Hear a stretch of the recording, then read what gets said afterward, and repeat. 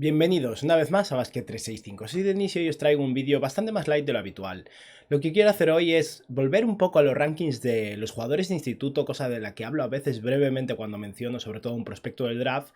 para ver un poco cómo de complicado es valorar realmente a los jugadores cuando son tan jóvenes, cuando la potencia física destaca tanto sobre la calidad del talento, o en muchos casos incluso jugadores que puede que todavía no hayan crecido o que sean muy delgados pero tengan posibilidades de muscular después. Y por eso muchas veces en estos rankings vemos jugadores que realmente acaban siendo muy buenos, pero también sorpresas totales, auténticas decepciones, jugadores que dan los mejores de su promoción en el instituto y que acaban siendo roleplayers en la NBA, y muchos casos incluso de jugadores que yo sinceramente no sé ni quiénes son porque acabarían jugando en otros lados, o directamente, pese a haber sido de los mejores jugadores de Estados Unidos en su último año en el instituto, no acabaron teniendo una carrera baloncestística, ya sea por decisión personal o porque no lo lograron. Pero bueno, antes de nada, si estáis aquí me imagino que es porque os interesa la NBA, así que os animo a que suscribáis, dadle like a este vídeo en particular si os ha gustado y comentadme abajo lo que opináis, y así voy a empezar.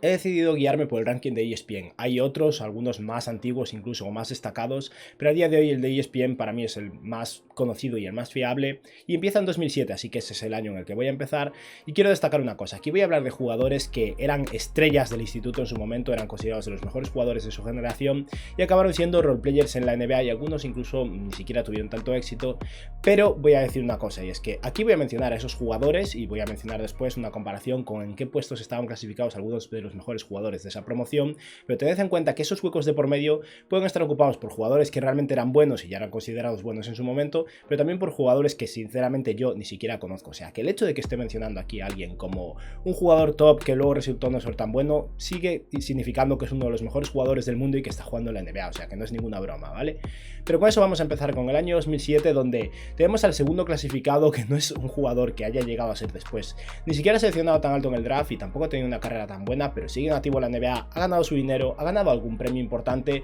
y ese es Eric Gordon, un jugador que, eso, era claramente una estrella en el instituto, donde supongo que su físico realmente destacaba, porque estamos hablando de un jugador que no es tan alto, pero es un auténtico tanque, tiene unos hombros gigantescos, tiene capacidad de creación con el balón en las manos, es un buen tirador. Es comprensible que un jugador así destacara en el instituto, donde al final el nivel de competición no es el mismo entre un partido y otro. Hay veces que hay chavales que realmente no deberían estar jugando contra Eric Gordon con 17 años. Dentro de los jugadores de esta promoción que estaban por debajo de Eric Gordon tenemos del número 5 de todo el país a Derrick Rose, que acabaría siendo el primer pick del año siguiente. Recordemos que, dado que este es el ranking de instituto, estos son los jugadores que acabaron en el instituto en 2007, o sea que al final de 2008 estarían presentándose al draft si hubieran jugado un año de universidad. Hay jugadores que deciden quedarse más, otros que menos, ¿no? Pero bueno, el número 5 de la clasificación es Derrick Rose, el 18 es Blake Griffin, que sería el pick número 1 del año siguiente, y el 21 James Harden, pick número 3 del mismo año que Blake Griffin. O sea que vemos aquí que hay como mínimo 3 jugadores muy buenos, 2 MVPs, un jugador que ha sido el NBA y All-Star en varias ocasiones en Blake Griffin, que en ese momento eran inferiores a Eric Gordon. Llegamos al año 2008 y aquí tenemos a un jugador de primero en todas las clasificaciones, que ya ni siquiera está en la NBA, pero aún así quería destacarlo porque no hace tanto tiempo que no está, es conocido y en su momento tenía muy buena pinta y acabó siendo una decepción. Y es que en 2008 el mejor jugador del instituto según los rankings de ESPN era Brandon Jennings, un jugador que fue seleccionado en la lotería, tomó una ruta alternativa y en vez de ir a la universidad se fue a jugar un año en Italia y después se volvió a la NBA, y no sé si le salió muy bien dado que cayó bastante en el draft teniendo en cuenta la buena consideración que tenía, y tuvo un comienzo muy bueno, anotó muchísimos puntos, creo que más de 60 en un partido con los Bucks siendo un rookie, lo cual fue superado después por Devin Booker, pero era un récord, me parece, en ese momento de anotación de un jugador tan joven. Y luego en el mismo año tenemos a un roleplayer total que era considerado el sexto mejor jugador de su promoción en JaMychal Green, y nunca ha llegado a ser tan bueno, ¿no? JaMychal Green fue un jugador que se pasó varios años en la universidad después y poco a poco se fue haciendo un hueco, y ahora mismo es un jugador interesante de la NBA, un ala pivot, capaz de defender, capaz de tirar de 3, pero desde luego no creo que nadie vaya a considerarlo nunca el sexto mejor jugador de nada otra vez en su vida, ¿no? En este año tenemos a 2 jugadores interesantes por debajo de ellos, no son tan buenos en comparación con los del año pasado, con los del año 2007, pero el octavo mejor jugador de su promoción era DeMar DeRozan, y si no me equivoco fue piqueado después de 9, o sea que más o menos se mantuvo en esa línea, y el 14º era Kemba Walker, que sí, este año pasado jugó mal con los Celtics y ha caído un poco en desgracia, pero en su mejor momento con los Hornets llegó a ser un jugador de calibre All NBA, un All-Star y un jugador muy bueno, y desde luego superior a Brandon Jennings y a JaMychal Green.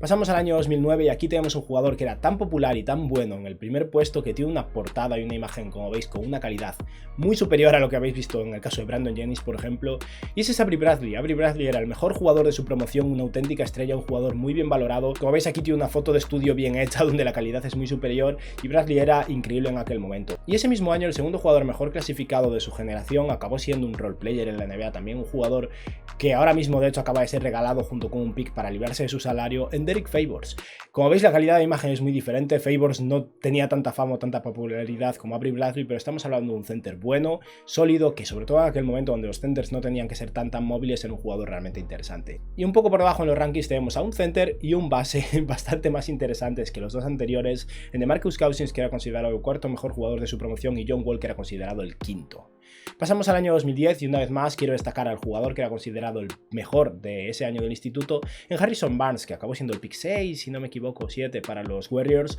y tuvo una labor importante en ese equipo original en ganar los primeros anillos como role player, pero desde luego no como estrella, y poco a poco no le ha ido mal en la NBA, ha ganado bastante dinero la verdad, pero nunca ha llegado a ser un All-Star ni un jugador a la altura de lo que se esperaba de él en aquel momento. Ese mismo año, por destacar a un jugador muy bueno que estaba un poco por debajo de él, obviamente todos estaban por debajo, el tercer mejor jugador de su promoción era Kyrie Irving, y ahí estaba Harrison Barnes, 2 puestos por encima de él.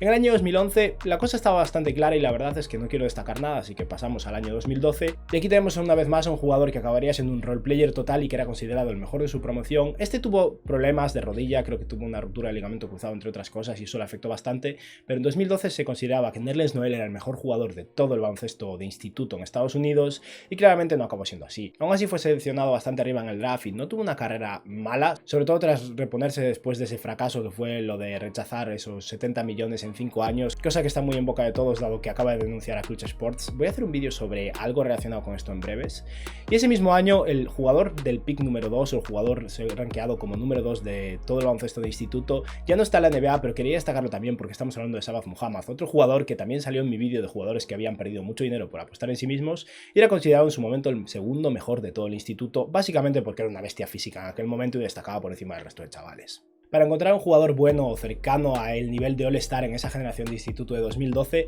tenemos que retroceder bastante. Y es que tenemos que retroceder hasta el jugador rankeado como el número 37 de todo el baloncesto de instituto de Estados Unidos para encontrar a Jerami Grant, que ni siquiera es una superestrella ni mucho menos, como el jugador remotamente cercano, estrella más cercano a Nerlens Noel y Sabah Muhammad. En 2013 tampoco hay nada que destacar, es un año donde en general todo estaba bastante en línea, es el draft de Andrew Wiggins, Joel Embiid, Jabari Parker, y entiendo que Andrew Wiggins haya sido una decepción, pero no está a la altura de estos role players, así que hubiera sido el primer pick del draft no está bien, pero tampoco es tan criticable. Jabari Parker prometía mucho y tuvo problemas muy serios de rodillas ya en la NBA, pero llegó a tener temporadas interesantes y tampoco quiero destacarlo. Y luego ya llegamos a Joel Embiid, Aaron Gordon, en general estuvieron bastante acertados ese año, pero llegamos a 2014, el año siguiente, y el mejor jugador del instituto y un jugador que estuvo hasta el final de todo, hasta muy cerca de la noche del draft, siendo considerado como muy probablemente el primer pick del draft, es Jahlil Okafor, que a día de hoy está pendiente de un hilo. Los Detroit Pistons podrían incluso cortarlo y en aquel momento era una completa superestrella, ¿no? Pero este año 2014 no acaba aquí, porque aquí tenemos un cúmulo muy interesante de jugadores que acabarían siendo role players, algunos mejores que otros, considerados muy arriba en el ranking, dado que el cuarto mejor jugador de toda su promoción era Tyus Jones, el base suplente de los Memphis Grizzlies, que a mí personalmente como base suplente me gusta mucho, pero obviamente no ha resultado ser el cuarto mejor jugador de su generación. Y en el caso del sexto jugador de esta misma promoción tenemos un jugador que se acaba de ir a los Pistons también por cerca de la mínima, en Trey Lyles, un jugador que en aquel momento, por su capacidad física, por su altura, su capacidad de tirar de 3 siendo tan alto básicamente, acabó destacando hasta el punto en el que era considerado uno de los mejores jugadores de su promoción y por eso fue seleccionado bastante arriba en el draft y por eso mismo fue intercambiado no mucho después, un año después, simplemente por Donovan Mitchell la noche del draft. Menudo error, ¿no? Séptimo jugador de esta misma promoción, esto sigue, tenemos a Stanley Johnson, que era una bestia física, no hay muchas dudas de por qué destacaba tanto en el instituto, ¿no? Al final el jugador es un animal, y aquí lo vemos de hecho defendido por Aaron Gordon, que está un poco pixelado, ¿no? Pero acabó siendo como mínimo mejor que Stanley Johnson. Y para redondear ya del todo este ranking de 2014, que realmente fue un fracaso, el jugador clasificado como el octavo mejor de su momento era Justin Jackson, un jugador que fue el pick número 15 unos años después, y que este año acaba de terminar su cuarto año en la NBA y ni siquiera tiene equipo a día de hoy. Sí, tenía buena pinta, era alto, podía tirar como alero, con capacidad defensiva, tenía muy buena pinta de verdad, pero no ha salido nada bien. Y sin embargo tenemos una generación bastante potente si retrocedemos en el ranking. El noveno mejor jugador del instituto en aquel momento era Karl-Anthony Towns, que acabaría siendo el primer pick. El que acabaría siendo el segundo pick en D'Angelo Russell era el 13º, y el que acabaría siendo como mínimo de momento el jugador más exitoso de estos tres. Y al final el tercer miembro de este trío de jugadores que todo el mundo espera que se agrupen en algún momento es Devin Booker, que era el jugador número 18 de su generación.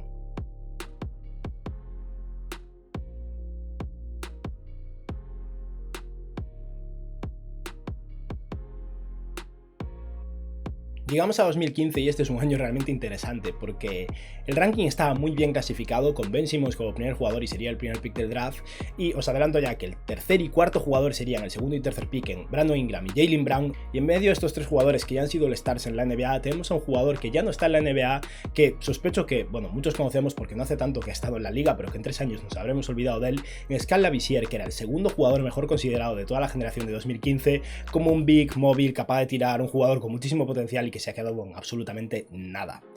Vamos ahora al año 2016, donde tenemos a un jugador que una vez más era considerado el mejor de su generación, y las lesiones de rodilla, un caso similar al de Nerlens Noel, le han afectado hasta el punto en que a día de hoy no tiene equipo. No sé si lo tendrá dentro de unas semanas más o menos, pero ahora mismo es agente libre después de terminar su cuarta temporada en la NBA en Harry Giles. Y un puesto después tenemos a un jugador que fue seleccionado también muy alto después en la lotería, en el cuarto pick del draft, en Josh Jackson, que era considerado el segundo mejor jugador de su generación. Lo tenía todo para ser un alero moderno y a día de hoy todavía tiene una carrera en los Detroit Pistons. No ha jugado mal el año pasado y puede que acabe asentándose en la NBA una vez más, pero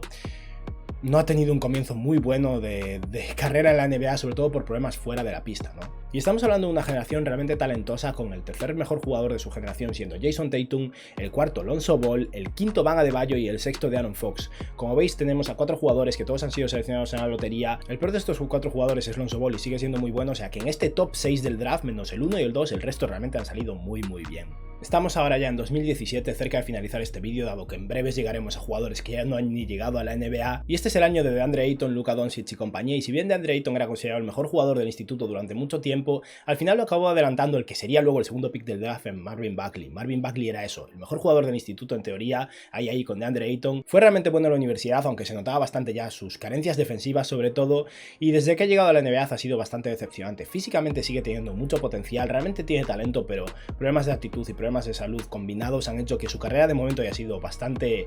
pobre para llevar 3 años en la NBA. Todavía es pronto para rendirse con él, pero desde luego no creo que vaya a estar a la altura de otros jugadores que lo acompañaban en este ranking. Y en este año 2017 tenemos un jugador que ha sido ya muy arrollado, que ha liderado a su equipo a las finales de conferencia este año, en Trae Young, que en aquel momento era considerado el jugador número 23 de los rankings de ESPN. Arrasó totalmente la liga universitaria, donde anotó muchísimo en su único año allí y terminaría siendo el quinto pick del draft, y no ha estado nada mal para esa elección. Llegamos ya a 2018, estamos muy cerca del final, y aquí el jugador número 6 de los rankings es Nasir Little, un jugador que fue seleccionado por los Portland Trail Blazers en el pick 20 y algo, con su potencial defensivo como la principal motivación para esta elección. Y estamos hablando de un jugador que era un ala pivot muy pequeño y sigue siendo muy pequeño, físico, atlético, fuerte, con mucho potencial defensivo, es verdad, pero no es un buen tirador, no tiene una altura adecuada para jugar en esa posición, y a día de hoy no está claro cuál es su futuro en la NBA. Puede que acabe siendo un jugador decente, pero después de 2 años en Portland no ha tenido un rol en absoluto. Y en este mismo año tenemos a un jugador que escalaría a la posición número 5 del draft y que a mí me parece alguien muy prometedor y realmente de momento me gusta mucho,